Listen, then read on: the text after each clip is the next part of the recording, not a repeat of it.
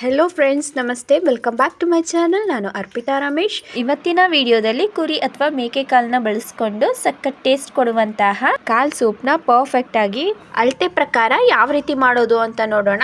ತುಂಬ ರುಚಿಯಾಗಿ ಬರುತ್ತೆ, ಹಾಗೆ ಅಷ್ಟೇ ಹೆಲ್ತಿಯಾಗೂ ಇರುತ್ತೆ.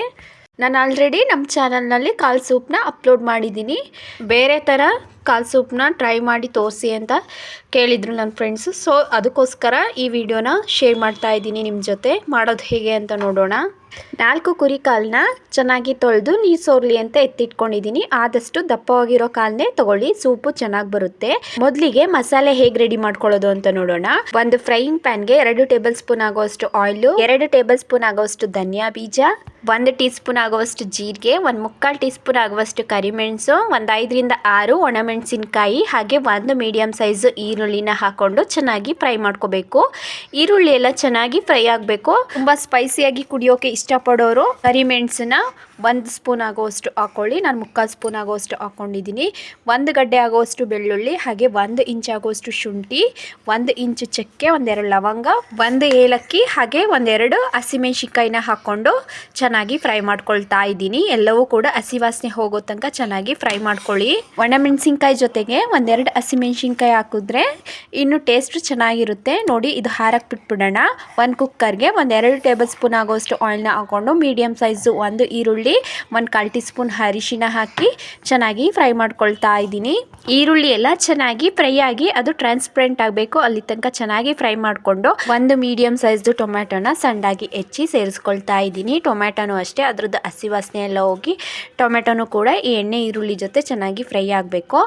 ಅದು ಫ್ರೈ ಆಗ್ತಿದ್ದಂಗೆ ಎತ್ತಿಟ್ಕೊಂಡಿರುವಂತಹ ಕಾಲನ್ನ ಸೇರಿಸ್ಕೊಂಡು ಚೆನ್ನಾಗಿ ಫ್ರೈ ಮಾಡ್ಕೊಳ್ತಾ ಇದ್ದೀನಿ. ಈ ಕಾಲು ಅಷ್ಟೇ ಈ ಒಗ್ಗರಣೆ ಜೊತೆನೆ ಚೆನ್ನಾಗಿ ಫ್ರೈ ಆಗಬೇಕು. ಈ ಒಗ್ಗರಣೆಲಿ ಎಷ್ಟು ಚೆನ್ನಾಗಿ ಈ ಕಾಲನ್ನ ಫ್ರೈ ಮಾಡ್ತೀವೋ ಅಷ್ಟು ರುಚಿಯಾಗಿ ಬರುತ್ತೆ ಈ ಕಾಲಿನ ಸೂಪು. ಇದು 1-2 ನಿಮಿಷ ಹೀಗೆ ಒಗ್ಗರಣೆಲೆ ಚೆನ್ನಾಗಿ ಬೇಯ್ತಾ ಇರಲಿ. ಲೋ ಫ್ಲೇಮ್ನಲ್ಲಿ ಇಟ್ಟು ಫ್ರೈ ಮಾಡ್ಕೊಂಡಿದ್ವಲ್ಲ ಮಸಾಲೆನ, ಅದನ್ನು ಮಿಕ್ಸಿ ಜಾರ್ಗೆ ಹಾಕ್ಕೊಂಡು ಒಂದು ಸ್ವಲ್ಪ ಪುದೀನ, ಹಾಗೆ 1 ಅರ್ಧ ಹಿಡಿ ಆಗುವಷ್ಟು ಕೊತ್ತಂಬರಿ ಸೊಪ್ಪು, ಸ್ವಲ್ಪ ನೀರನ್ನ ಹಾಕ್ಕೊಂಡು ಚೆನ್ನಾಗಿ ರುಬ್ಕೊಂಬರೋಣ. ಆದಷ್ಟು ನುಣ್ಣಗೆ ರುಬ್ಕೊಳ್ಳೋದು ಒಳ್ಳೆಯದು. ನೋಡಿ, ಈ ಕಾಲ್ ಸೂಪ್ಗೆ ಬೇಕಾಗಿರುವಂತಹ ಮಸಾಲೆ ತುಂಬ ಚೆನ್ನಾಗಿ ರೆಡಿಯಾಗಿದೆ. ಈ ಕಡೆ ಒಗ್ಗರಣೆ ಜೊತೆ ಈ ಕಾಲು ಕೂಡ ಚೆನ್ನಾಗಿ ಫ್ರೈ ಆಗಿದೆ. ಇದಕ್ಕೆ ಇವಾಗ ರುಬ್ಬಿಟ್ಕೊಂಡಿರುವಂತಹ ಮಸಾಲೆನ ಸೇರಿಸ್ಕೊಳ್ತಾ ಇದ್ದೀನಿ. ಮಸಾಲೆ ಹಾಕಿದ್ಮೇಲೆ ತುಂಬ ಹೊತ್ತು ಫ್ರೈ ಮಾಡ್ಕೊಳ್ಳೋ ಅವಶ್ಯಕತೆ ಇರೋದಿಲ್ಲ. ಯಾಕೆ ಅಂತ ಅಂದರೆ ಎಲ್ಲ ಇಂಗ್ರೀಡಿಯೆಂಟ್ಸ್ನು ಕೂಡ ಹಾಗೆ ಹಾಕ್ತೇನೆ ಫ್ರೈ ಮಾಡಿ ಹಾಕಿರೋದ್ರಿಂದ ತುಂಬ ಹೊತ್ತು ಫ್ರೈ ಮಾಡ್ಕೊಳ್ಳೋ ಅವಶ್ಯಕತೆ ಇರೋದಿಲ್ಲ. ಮಿಕ್ಸಿ ಜಾರಿಗೆ ಸ್ವಲ್ಪ ನೀರನ್ನ ಹಾಕ್ಕೊಂಡು ಆ ನೀರನ್ನು ಕೂಡ ಸೇರಿಸ್ಕೊಂಡು 6 ರಿಂದ 8 ಗ್ಲಾಸ್ ಆಗೋಷ್ಟು ನೀರನ್ನ ಅದಕ್ಕೆ ಸೇರಿಸ್ಕೊಳ್ತಾ ಇದ್ದೀನಿ. ಅದಕ್ಕಿಂತ ಕಡಿಮೆನೂ ಕೂಡ ಹಾಕ್ಕೊಳ್ಬೋದು, ಬಟ್ ಅದಕ್ಕಿಂತ ಜಾಸ್ತಿ ಹಾಕ್ಕೊಳ್ಳೋಕೆ ಹೋಗಬೇಡಿ. 1 ಗ್ಲಾಸಲ್ಲಿ 8 ಗ್ಲಾಸ್ ಆಗುವಷ್ಟು ನೀರನ್ನ ಸೇರಿಸ್ಕೊಂಡ್ರೆ ಪರ್ಫೆಕ್ಟ್ ಅಳತೆ ಆಗುತ್ತೆ. ಜಾಸ್ತಿ ನೀರು ಹಾಕ್ಕೊಂಡ್ರೆ ಅಷ್ಟು ಟೇಸ್ಟ್ ಬರಲ್ಲ ಈ ಕಾಲ್ ಸೂಪು. ನೀರು ಹಾಕ್ಕೊಂಡಾಗಿದೆ ನೋಡಿ, ಕನ್ಸಿಸ್ಟೆನ್ಸಿ ನೋಡ್ಕೋತಾ ಇದ್ದೀನಿ. ಈ ಹದದಲ್ಲಿರಬೇಕು. ತುಂಬ ನೀರು ಹಾಕಿದ್ರೆ ಇನ್ನೂ ತೆಳುವಾಗ್ಬಿಡುತ್ತೆ. ಸಾರಿ ಫ್ರೆಂಡ್ಸ್, ಇಲ್ಲಿ ಉಪ್ಪು ಹಾಕಿರೋದು ವಿಡಿಯೋ ಸ್ಕಿಪ್ ಆಗಿದೆ. ಸೊ ಈ ಟೈಮ್ನಲ್ಲಿ ರುಚಿಗೆ ತಕ್ಕಷ್ಟು ಉಪ್ಪನ್ನ ಸೇರಿಸಿ, ಉಪ್ಪು ಖಾರ ಎಲ್ಲ ಕರೆಕ್ಟಾಗಿದೆಯಾ ಅಂತ ನೋಡಿಕೊಂಡು ಲಿಡ್ನ ಕ್ಲೋಸ್ ಮಾಡಿ 8 ರಿಂದ 10 ವಿಷಲು ಹೊಡೆಸ್ಕೊಂಡು ಬರೋಣ. ಕಾಳುಗಳು ಬೇಗ ಬೇಯೋದಿಲ್ಲ, ಹಾಗಾಗಿ ಜಾಸ್ತಿ ವಿಷಲ್ನ ಬರ್ಸ್ಕೋಬೇಕಾಗುತ್ತೆ. 8 ರಿಂದ 10 ವಿಷಲ್ ಹೊಡೆಸ್ಕೊಂಡು ಆದಮೇಲೆ ಮತ್ತೆ ಕಾಳುಗಳು ಏನಾದರೂ ಬೆಂದಿಲ್ಲ ಅಂತ ಅಂದರೆ ಮತ್ತೆ ವಿಷಲ್ನ ಬರ್ಸ್ಕೋಬೇಕಾಗುತ್ತೆ. ನೋಡಿ, 8 ರಿಂದ 10 ವಿಷಲ್ ಆಗಿ ಕುಕ್ಕರ್ ಕೂಡ ತಣ್ಣಗಾಗಿ ಲಿಡ್ನ ಓಪನ್ ಮಾಡಿ ತೋರಿಸ್ತಾ ಇದ್ದೀನಿ. ನೋಡಿ ಎಷ್ಟು ಚೆನ್ನಾಗಾಗಿದೆ ಅಂತ.